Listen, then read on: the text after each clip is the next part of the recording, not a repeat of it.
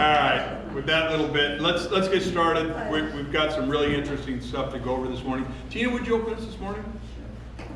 Dear Lord, I thank you so much for this day, for being here, for being with family, Lord. I just ask you to bless everyone that's here, Lord.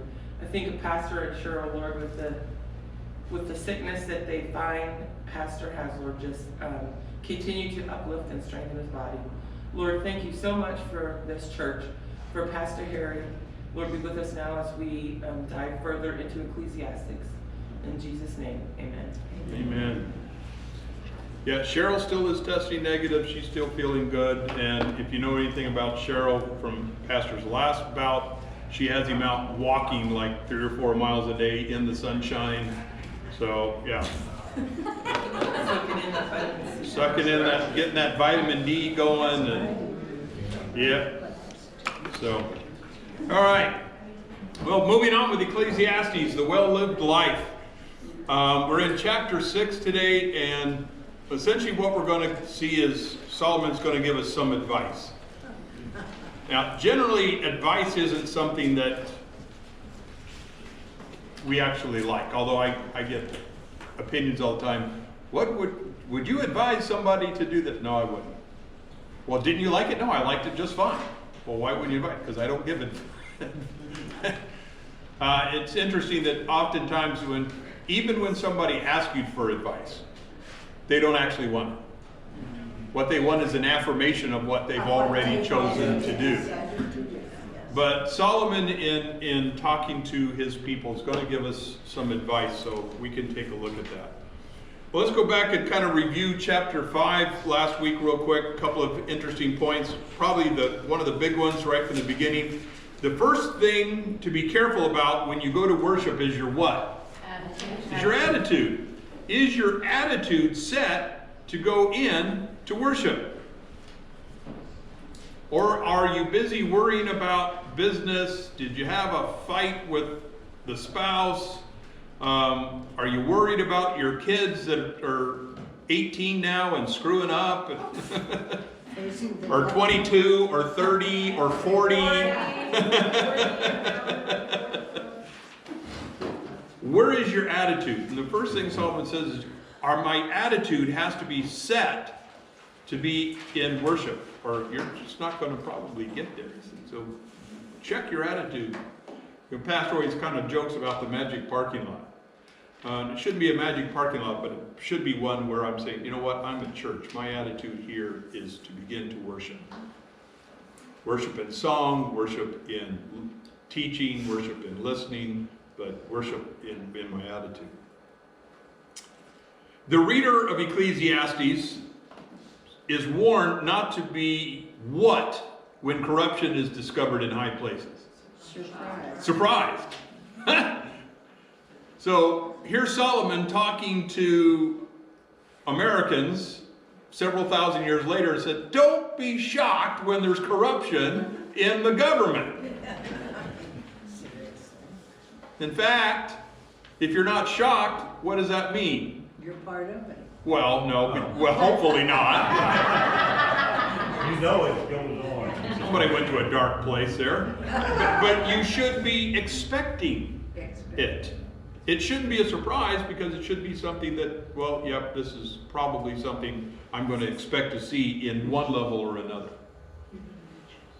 But what was Solomon's final estimation or his final thought about government?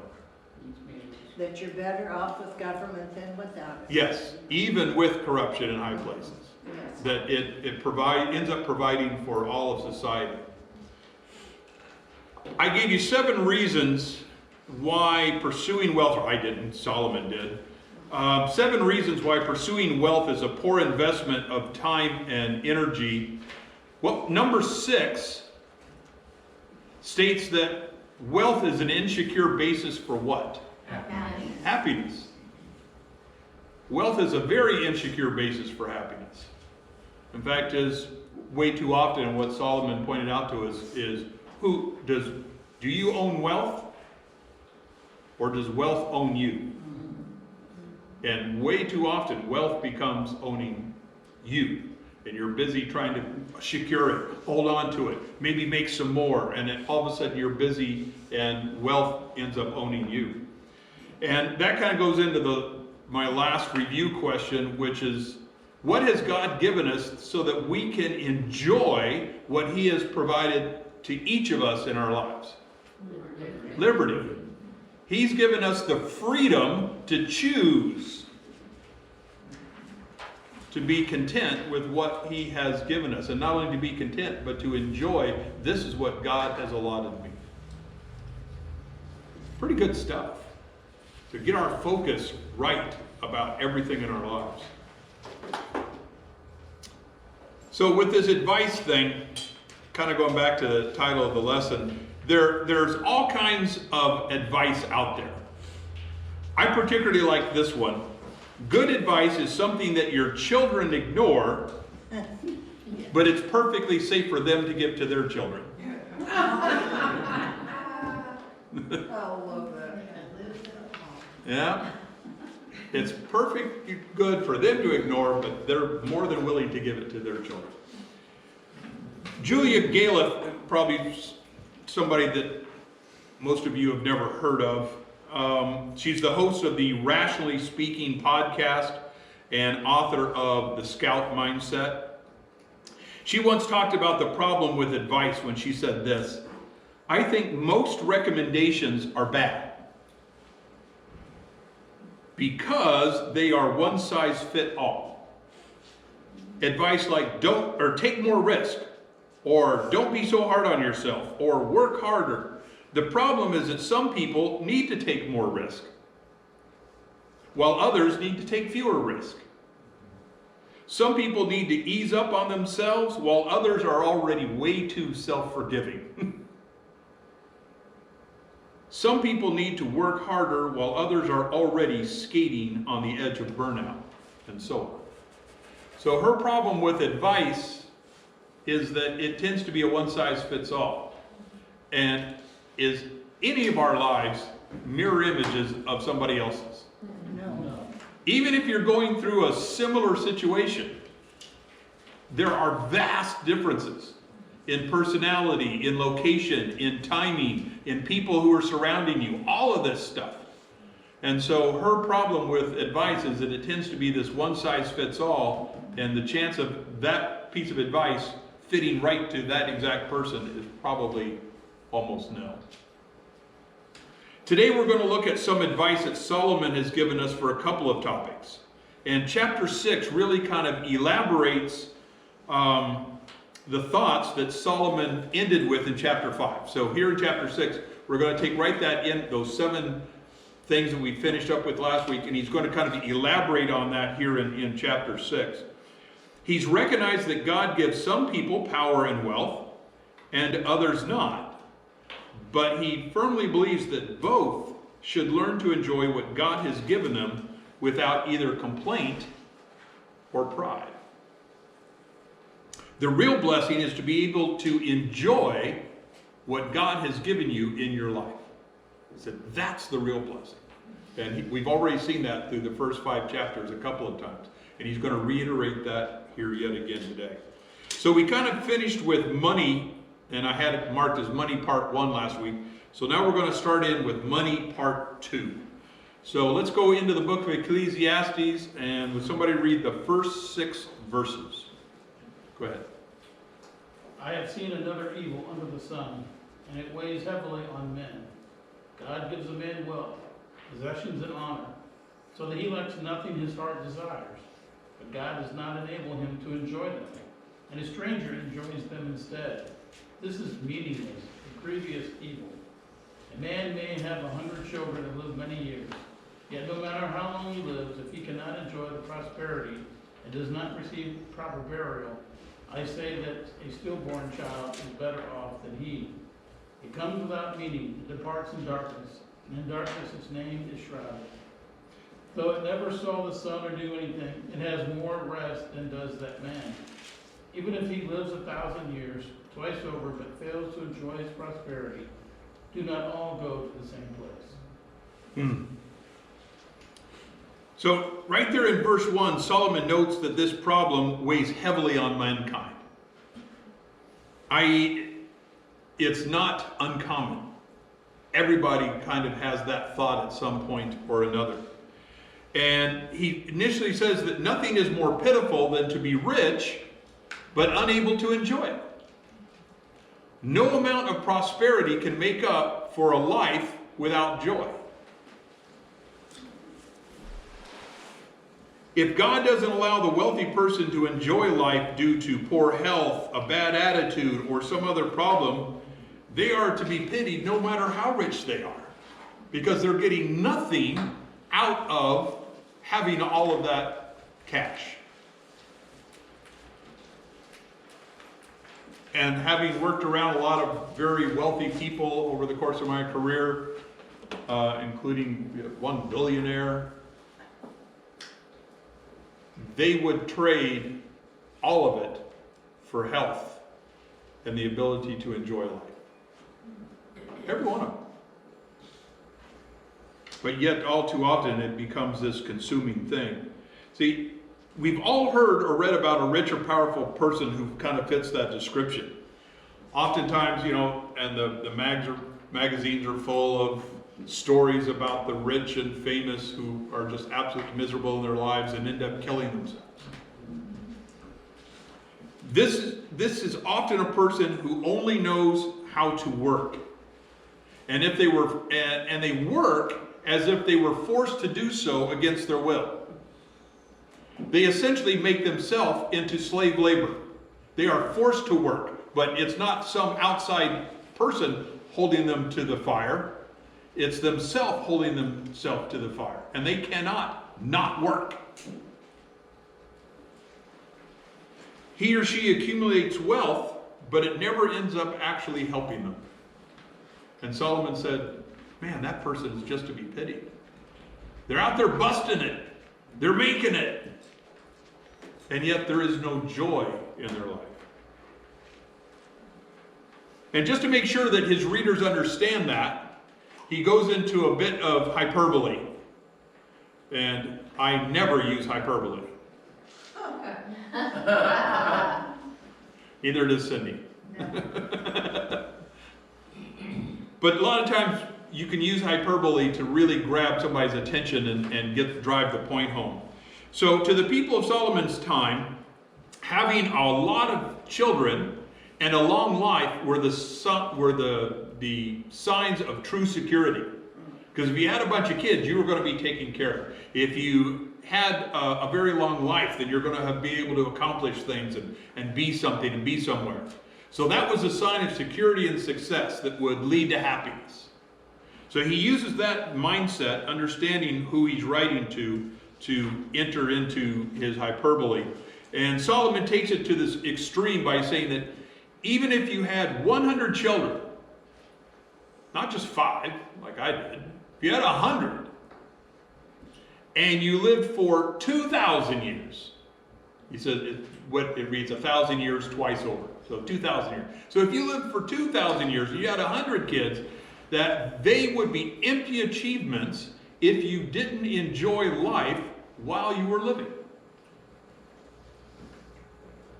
If you're not being content with what you have, even if you had all of these things that are supposed to guarantee you having a great life, he said that's going to be meaningless if you're not enjoying where you are and what God has given you right now.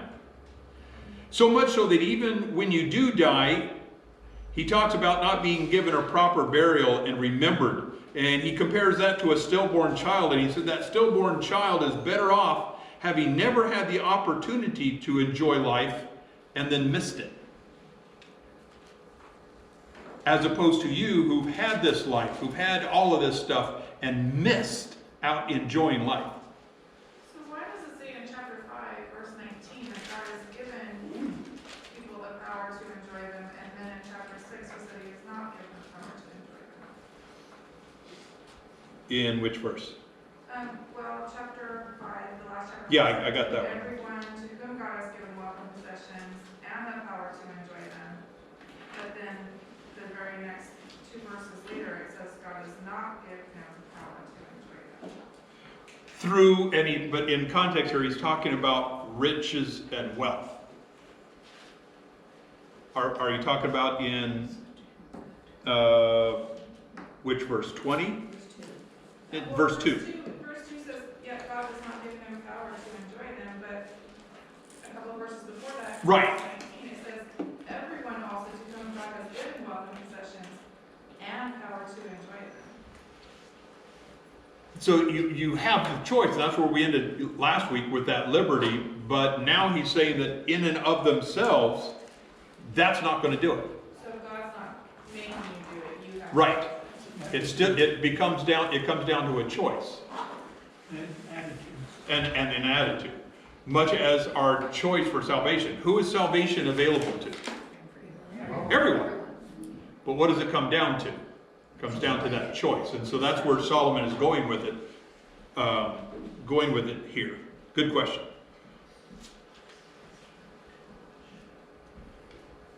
Solomon, like I kind of back to that stillborn child, Solomon sees it as preferable because the child has missed all of the pleasures of life, but at least that stillborn child has also missed all of the suffering. Missed it all. And having buried a newborn child myself, now this begins to really speak to me. But it's just a comparison between somebody who's had everything, had the liberty to choose, had the ability to enjoy what God given them, maybe even had a lot of stuff, had power, had money, and then failed to enjoy it. He said, man, that stillborn child that didn't even have it, that missed out on the suffering, is in a better position, having never even known it. What he's saying here is that it is quality and not quantity that counts. Because everybody ends up where? In the grave. In the grave. They all end up in the same place. The rich person might have a fancier marker, but they end up in the exact same place as a poor person. As we saw last week, the wisest person out there. What happened to Solomon? Where is he today? He died.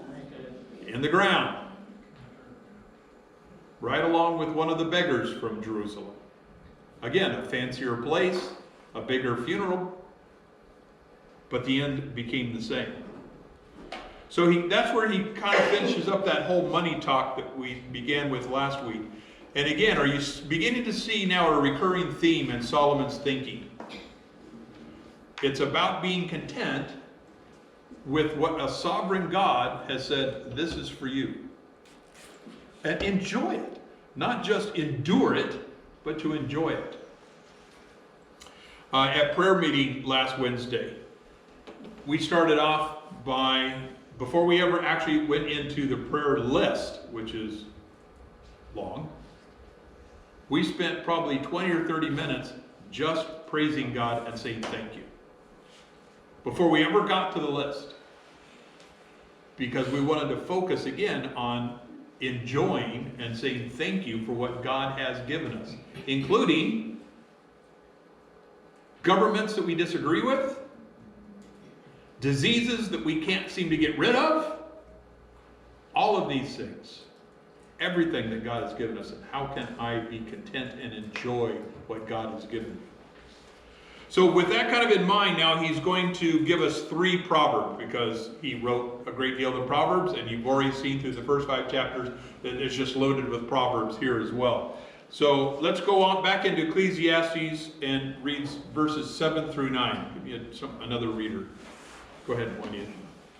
All the labor of man is for his mouth, and yet the appetite is not filled. For what hath the wise more than the fool? What hath the poor that knoweth to walk before the living? Better is the sight of the eyes than the wondering of the desire. This is also vanity and vexation of the spirit. Wow. See, in this very first proverb, Solomon sees the never-ending cycle that a person works so that they can eat. And why do they eat? so that they can work. Here we have this wonderful little circle that never ends. Why am I working? I'm working so that I can go to the grocery store, so I can afford food, so I can, eat and maybe eat well if you've got a great cook in your house like I do. And now I'm trying to uneat.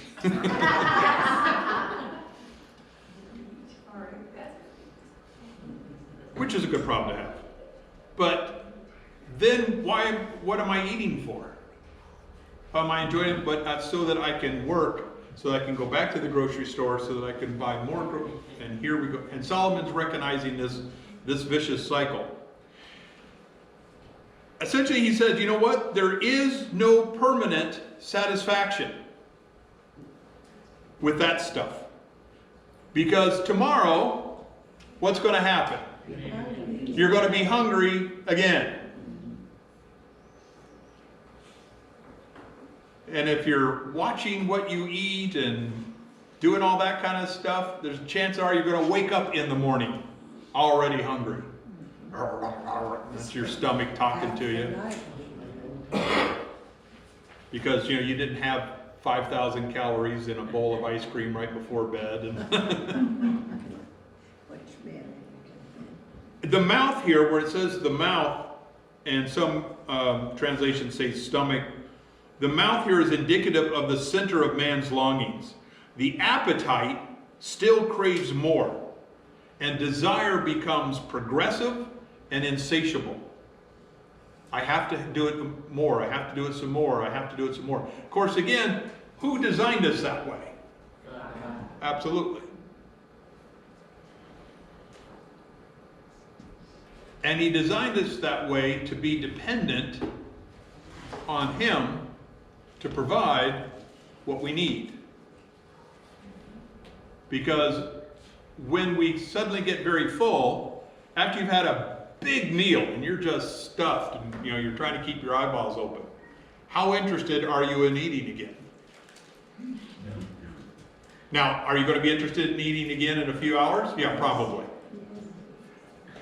And God designed us with that thing so that we are never full, because when we become full, then what do we care about? Sleep. Yeah. The second proverb there in verse 8, though, is kind of framed as two questions.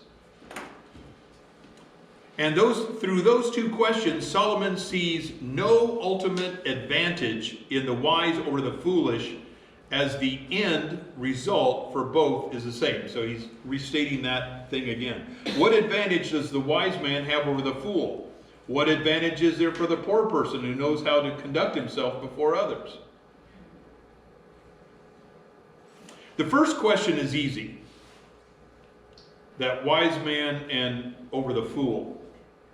The gift of intellect does not make a difference in the sense that the wise and the fool both have bodily necessities that require work to satisfy them. Even the homeless folks out there are working. If it means making a little cardboard sign and walking up and down at a freeway entrance. They are working. Now, they're not working for a paycheck, they're working for untaxed cash. But they are working. Everybody is working in some form or fashion to eat. In the second question, though, the teacher's argument is that he learned really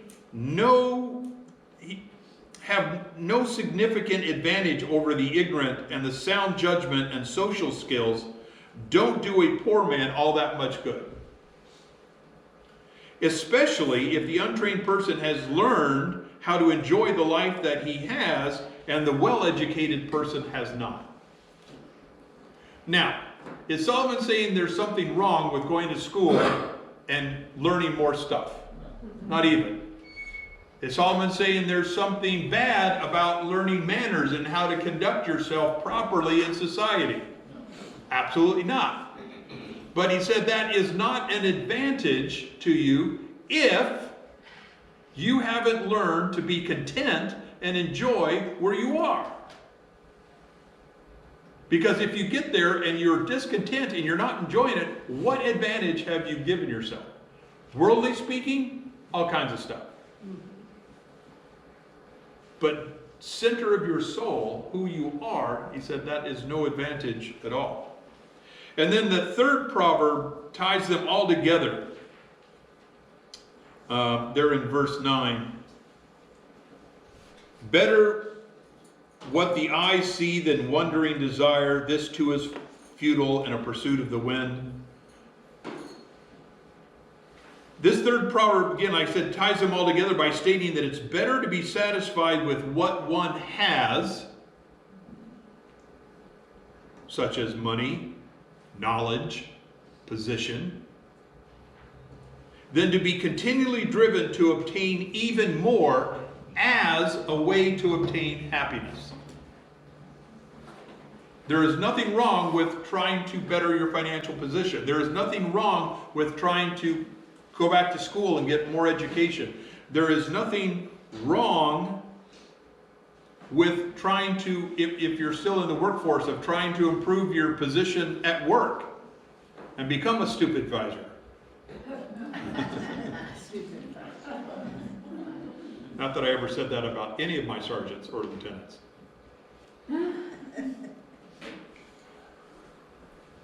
But if you're going for that as a way to now make you happy and content, Solomon says this is futile.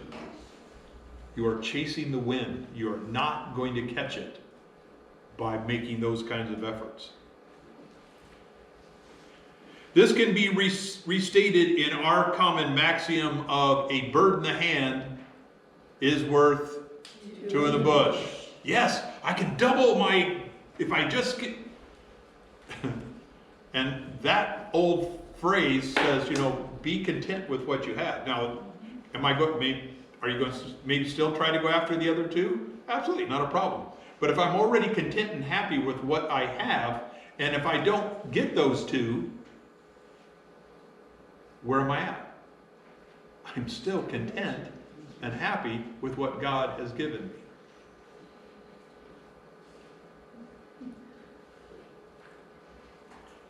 It really comes down to contentment. Does the world need to hear this message? Yes. Do Christians need to hear this message? How many miserable Christians, and it may be one that you saw in the mirror, are busy knocking themselves out and driving themselves crazy for this stuff to no avail? Then I'll be happy. If I can just, then I'll be happy. If I can just, then I'll make it. If I can just. I had a commander that I worked for a number of years ago when I was a detective. Actually, he's my boss now at Glendale Community College. So I'm working for him again. But we got in the elevator there at police headquarters, and we were talking about money and stuff, and I think we were getting a pay raise that year. And he said, Harry, he said, it's amazing. From the time I was an officer, now I'm a commander. He said, I'm making over $100,000 a year. He said, and I don't have any more than I had when I was an officer. He said, it's amazing how the bills and the stuff grow right along with that increase in pay. And he was talking to me as an officer, I was a detective. He said, man, he said, there are days when I think about what it was like to just be an officer, show up, get my car keys and my radio, and go out and work for the day. And at the end of the day, I was done. He said, now I'm a commander, and I've got these lieutenants working for me who have sergeants working for them, who have officers working for them, and there's problems and issues, and then I have edicts coming from the chief's office that he said, and I've increased my position and I've increased my money. He said, and I'm no better off than when I was an officer.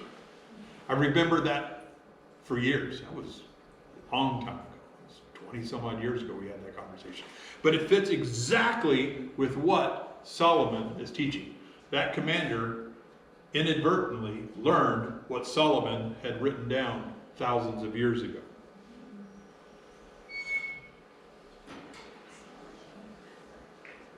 And to finish up chapter 6, we're actually going to go into the first 4 verses of chapter 7. As Bible scholars have looked at that, they realize that there was kind of an artificial break there between the end of chapter 6 and chapter 7, verse 1. And the original writing and thought continues through verse 4 of chapter 7. So we're going to go through there this morning. Before I move on, questions, comments? Has anybody seen this for real? Yes. Well, I had 5 stores, 60 employees. I went through my list of employees, list of stores. 3 years later, I went down to 2 stores and 20 employees. Yes, I didn't have the volume. Yes, I didn't have I increased the profitability, but I had free time. Now suddenly able to begin to enjoy your own life again. I enjoyed my life. And I've had a number of people come to me over the years requesting business information or business advice, if you will. And they'll say, you know, do I need to do this? Do I need to do this? Add another store, add another. I'm going, and so are you paying your bills? Do you have this? Do you have this? Then don't add the employees. In fact, less than 10 days ago, I had this conversation with a man. He has 5 employees. He has time. Don't add another employee. Yeah. Unless you can continue to enjoy what you have and Your have the time time. and your happiness with your children and family. All of that. Because you're going to lose that happiness and your time. Yeah. Big is not better. In and of itself. Yeah. Particularly if bigger is going to be better for your happiness. If you think that's going to make you happy. And you're agreeing with what Solomon. So let's go in. Now he's going to give us some wisdom and talking about that end of life, because that's been his big comparison back and forth, right? Where does everybody end up? In the grave. So he's going to give us some wisdom, the last of his advice here, and talking about the end of life. So give me some, and this is going to be a much longer reading, verse 10 through chapter 7, verse 4. I'll read it. All right, Ecclesiastes 6:10 through 7:4. Okay. Everything has already been decided. It was known long ago that each person would be. So there's no use arguing with God about your destiny. The more words you speak, the less they mean. So what good are they? In the few days of our meaningless lives, who knows how our days can best be spent? Our lives are like a shadow. Who can tell what will happen on this earth after we are gone? A good reputation is more valuable than costly perfume, and the day you die is better than the day you were born.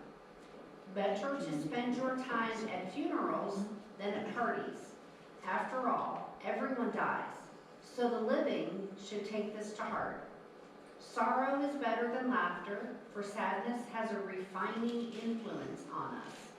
A wise person thinks a lot about death, while a fool thinks only about having a good time.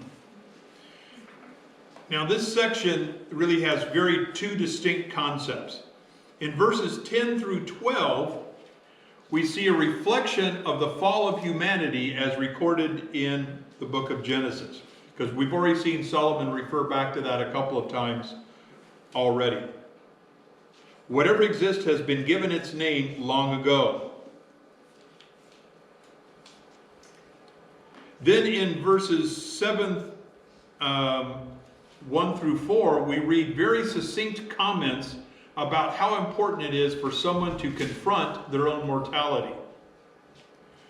And this is yet another way that the teacher, Qoheleth, as his name, the teacher, is trying to give us wisdom.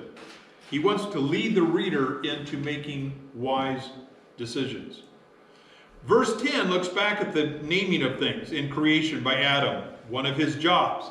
Genesis 2:19. That was one of his big. See, even in the Garden of Eden, he wasn't just sitting around all day on the grass with a bunch of trees and going, isn't this cool? God gave him something to do. God is a working God, and he expects his creation to be working. In heaven, we are going to have stuff to do. This wonderful little picture of sitting in a white robe with a lap harp on a cloud, mindlessly strumming for eternity, ain't it? Thank goodness. You're going to have things to do. But now with a glorified body and a whole new way of getting it done. What those are, don't know. The Bible tells us very little about heaven. It tells us a lot about hell, but very little about heaven. All kinds of speculation out there. All we know is it's going to be fantastic. But with Solomon looking back at what Adam did back there in Genesis 2:19, he again sees the sovereignty of God and realizes that man has no ability to alter or change any of it. What God has ordained and put in place, he realizes that it's all been done. Adam got it done, and we're just going through that cycle over and over and over again.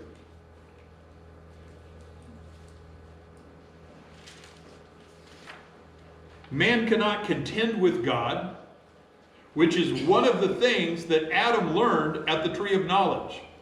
When he took that bite, the first one of the things he learned right off, besides good and evil, is that I can't stand up to God. How do we know that? What did he do right afterwards?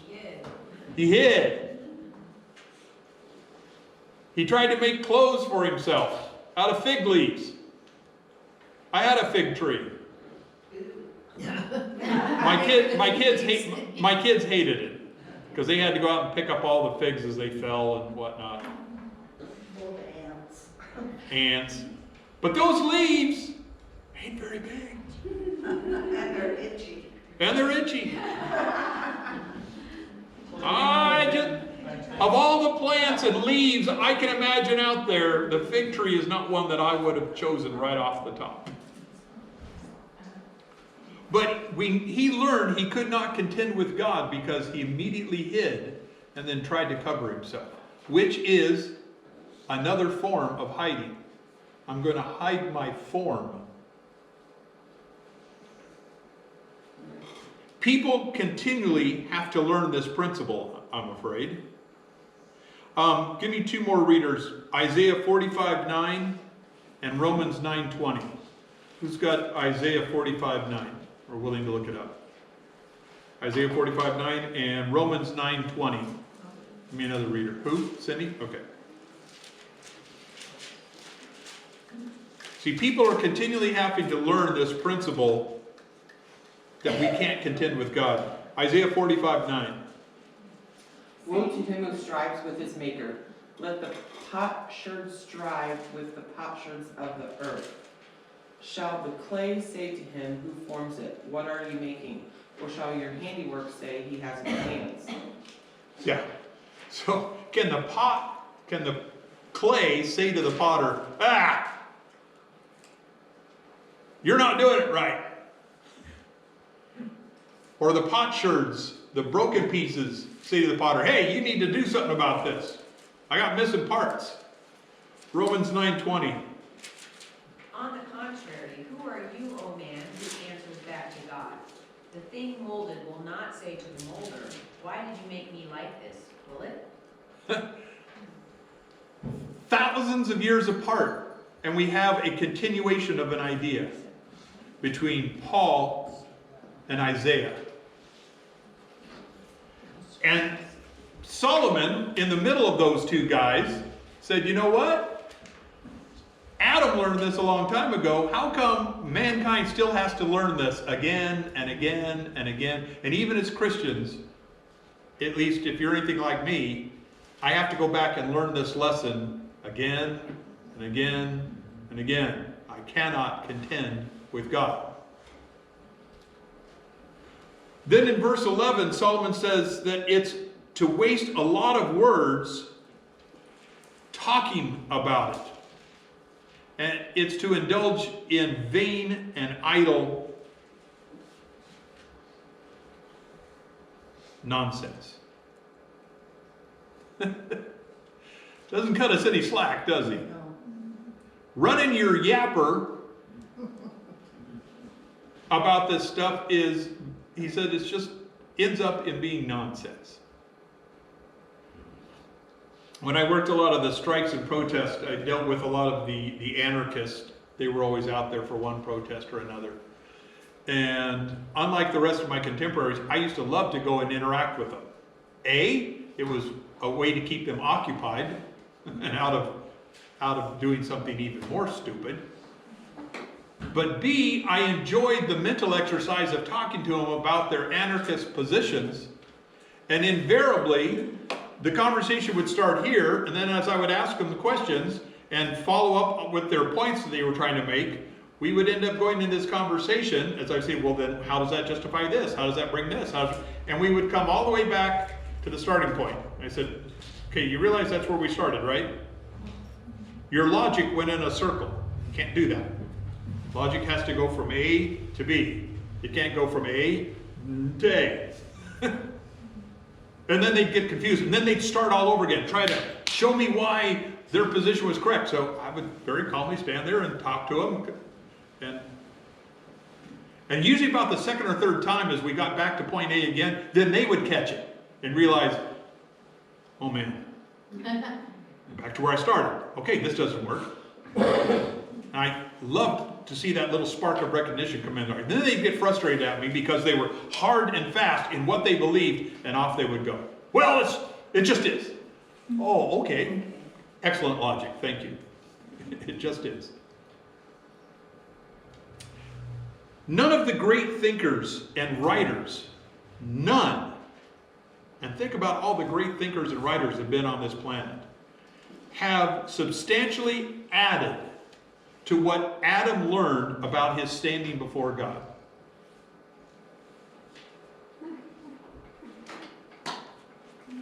Nobody has added to what Adam learned on the day that he realized, I can't stand up to God. Now, have we talked all about it? Have we written books about it? Have we examined it all? Absolutely. But nobody has taken it beyond that because there is no beyond that.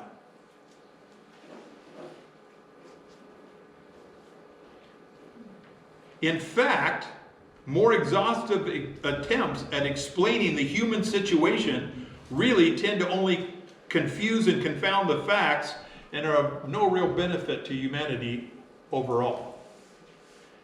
If we can simply learn that God is sovereign and we can't contend with him, we're there.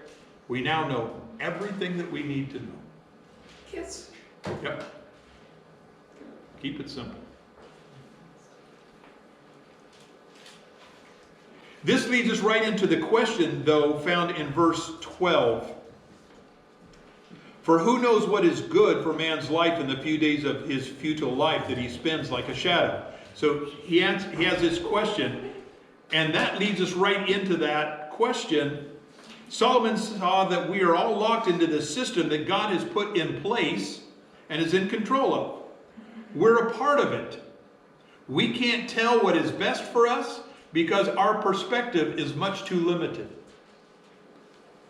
Which is why we have to trust Romans 8:28, that everything is for our good, even when it doesn't feel good or look good,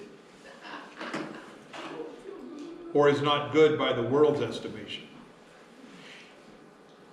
We don't know anything of the nature of life before or after us, because all we know is now.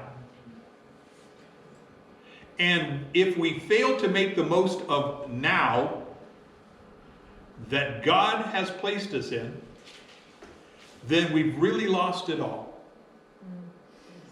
If I can't be content with the now that God has given me, I've lost it all.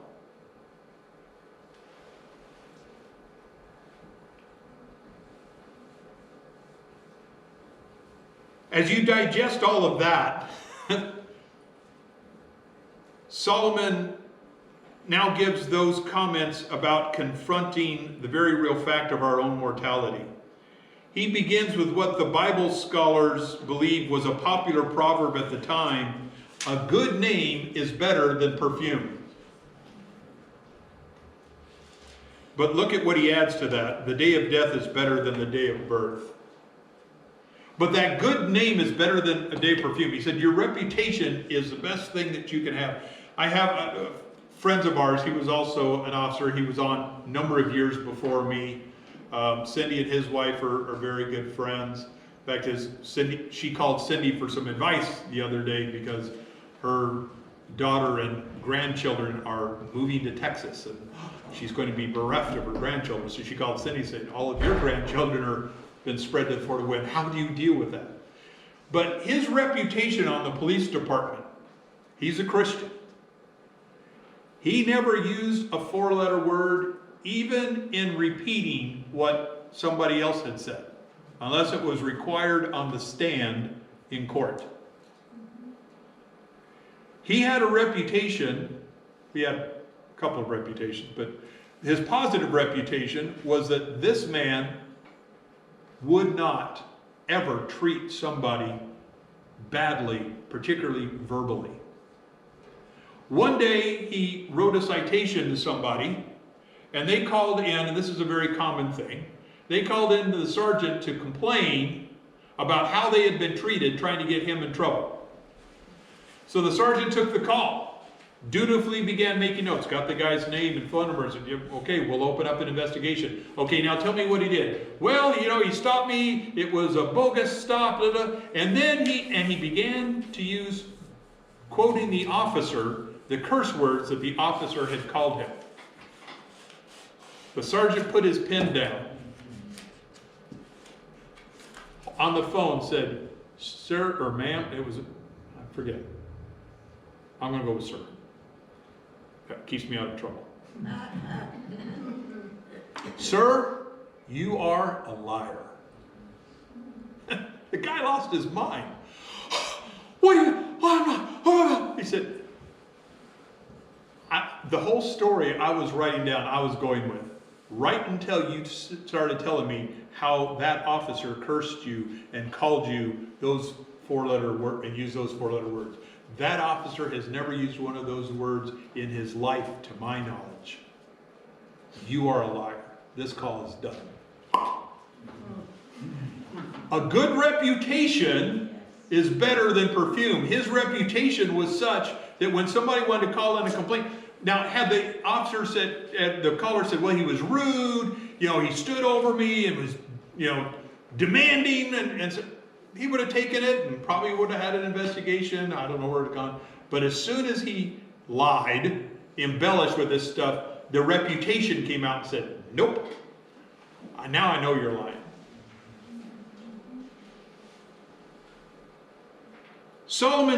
But again, he added to that the day of death is better than the day of birth. So Solomon celebrates having a good reputation, but really to get this one, you have to see the wordplay in Hebrew.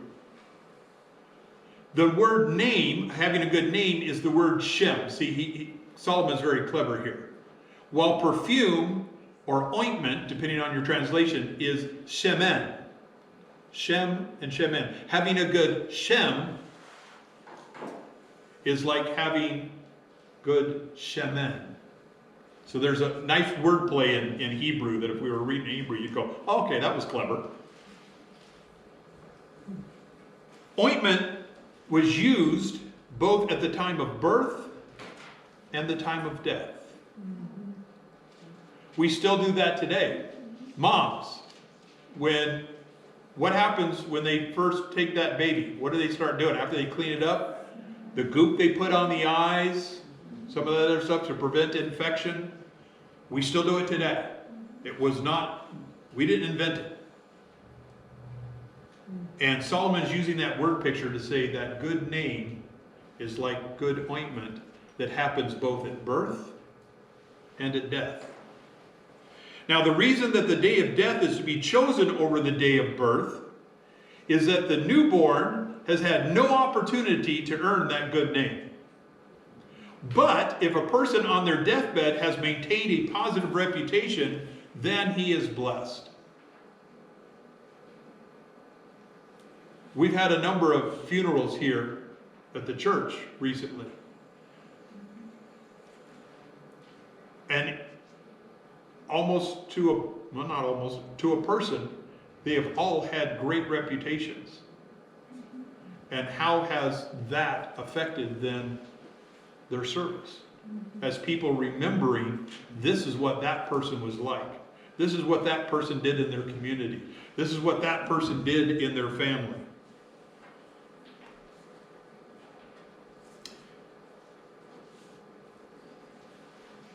Now the last three there, as we go into chapter 7, those verses 1 through 4, the last three there are pretty straightforward and make the point that there's a lot to be gained by a proper reflection on death. And verse 2 here would seem to be the opposite of what people would prefer. It is better to go to a house of mourning than a house of feasting, since that is the end of all mankind, and the living should take it to heart. Today is Super Bowl, and you can watch it if you want, or you can tape it and come back to church this evening, because I've got a great message on God preserving us from the book of Psalms, Psalms 121. I'm going to be taping it go back. But what is typically also associated with Super Bowl? Eating. Food. Beer. That too.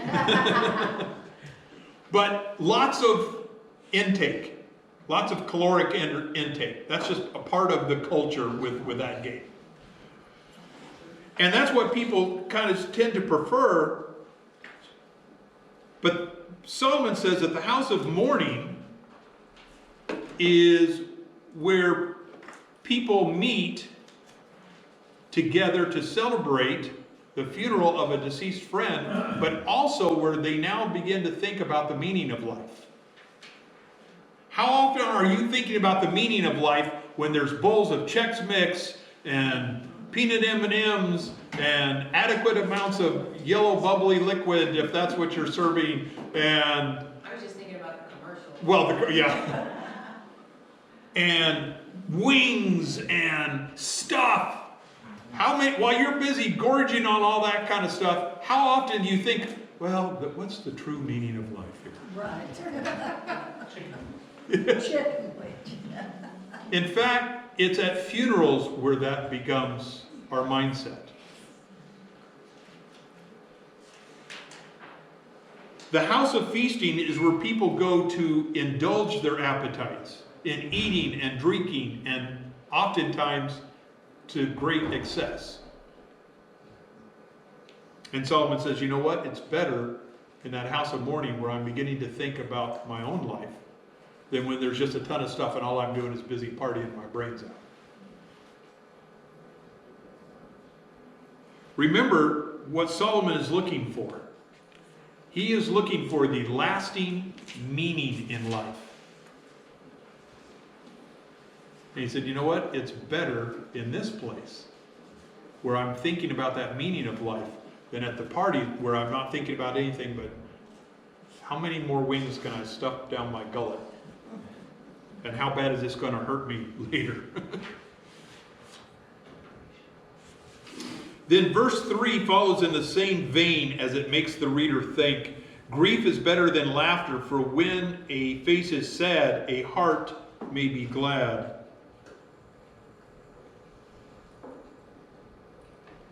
This continues that idea that we just looked at, but the sadness here should be understood as thoughtful, contemplative sadness. Not just, oh, it's a bad day, my dog died. So which is all sadness, but it's that contemplative sadness that we get at a funeral or at a house of that, as opposed to the house of mirth, as he puts it. The contrast being, of course, with thoughtless and temporary laughter. And which is better for you down the road? Which is going to make your life better? Although we have an entire set of our population that tries to go from thoughtless happiness to thoughtless happiness to thoughtless happiness, but then it's like pouring water into a sieve.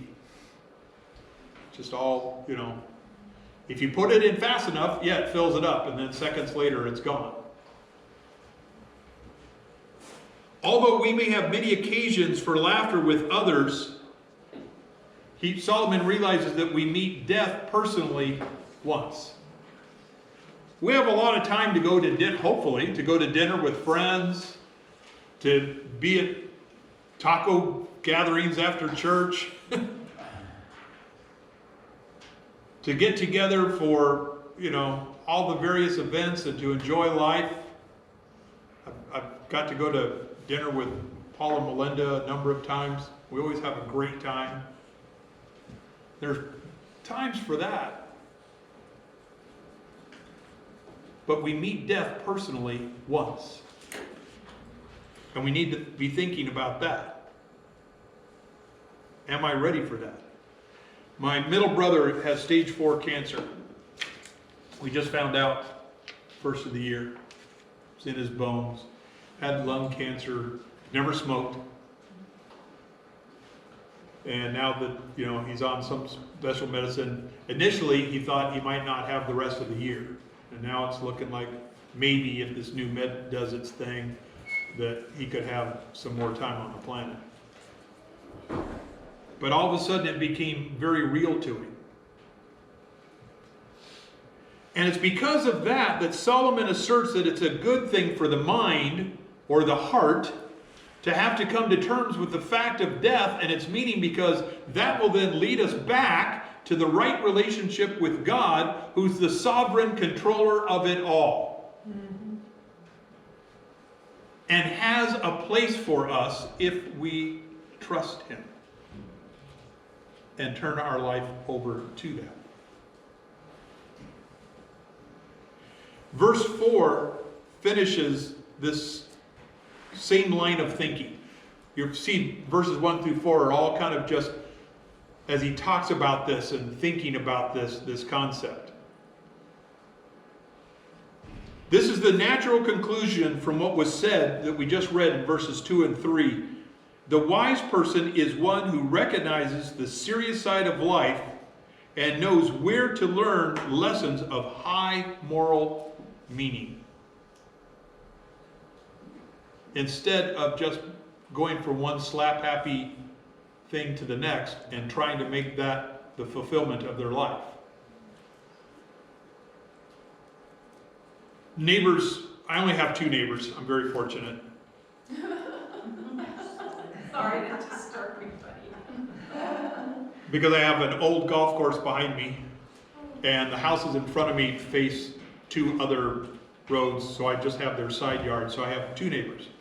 One we call the quiet neighbor, one we call the loud neighbor. The loud neighbor has parties on a very regular basis. Very regular basis. I live in a fairly good-sized home in a development of fairly good-sized homes. So I know what the fact is that all of that person's friends and relatives from around the valley come there because they've got the big house. The problem is they end up having the parties outside next to my bedroom window until small numbers after 12. But more than once, and I mean a lot more than once, you know what those parties end up in? Trouble. Yelling, screaming, cursing. One night, a couple of times the cops have come. We didn't call them. We didn't call them. We just sat there and listened. Of course, one of the greatest drunk insults I heard of all time happened a few weeks ago, one of their parties devolved into that. And this young man who was upset said, "I spit on your mother. I spit on your mother." I'll do my best Foster Brooks here. Yeah, see, this crowd for the most part is old enough to know who that comedian was. "I spit on your mother." Ah! And he's yelling, and I'm up the window just watching this thing and chuckling. "I spit on your father and your sibling, your whole family." And then he stormed off through the side yard and out to the house. But going for party after party after party didn't make it. But they keep trying. I know they keep trying because I get to listen to them. And the same people come back. And the same people come back. It almost came to blows one night over a fight about hair product. 3 o'clock in the morning. And a major fight over who had worn hair product and who had. They're generally nice. They're nice people. Talk to them the rest of the week. They're great. I know that sounds weird, but they are general, but that's the whole world that doesn't. Yeah, no, you add alcohol and smoked substances and things can be very odd. Alcohol in the front, weed in the back.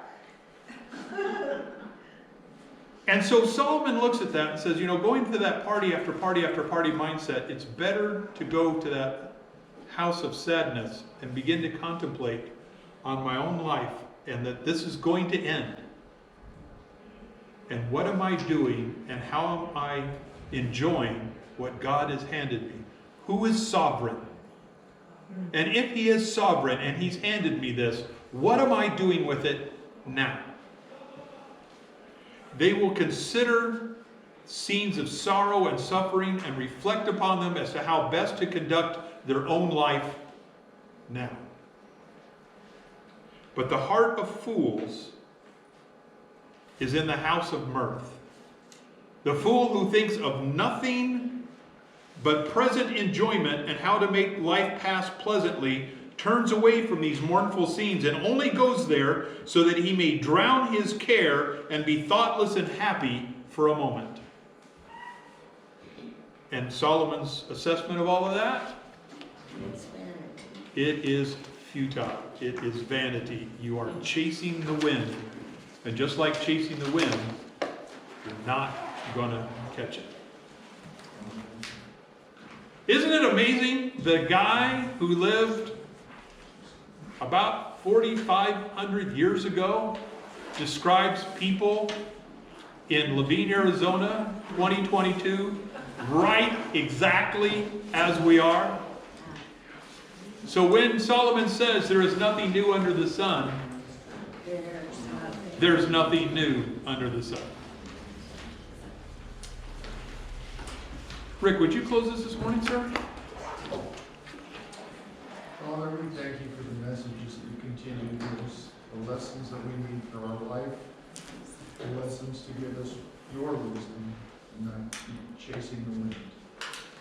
We thank you for Harry this morning for bringing your word to us. We ask you to be with him as he brings the message and the church this morning, Lord. We thank you for the blessings you continue to pour out on us, our good health, our family, our friends, and this church body. And we thank you for precious and holy name. Amen. Amen. You want to read ahead the rest of verse 7 for next week. Chapter 7. Excuse me. Verse 7.